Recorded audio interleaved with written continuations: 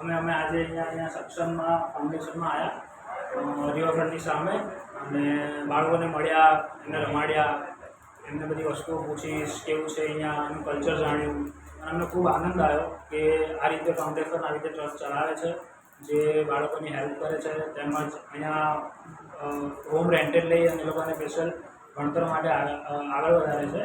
તો એ જોઈને અમને ઘણું સારું લાગ્યું. તેમજ અમને જયભાઈ મળ્યા, એમનું બી બહુ વર્તન સારું લાગ્યું કે આ રીતે એક એપ્રોચ લઈ અને આગળ પડતું એક કામ કરી રહ્યા છે લોકો માટે, એ ખૂબ જ સહાયક વસ્તુ છે.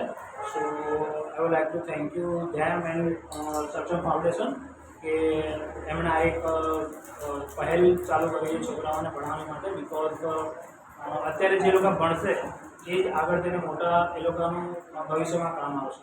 એમને અત્યારથી આઈડિયા આવશે કે અત્યારે શું સારું શું ખરાબ.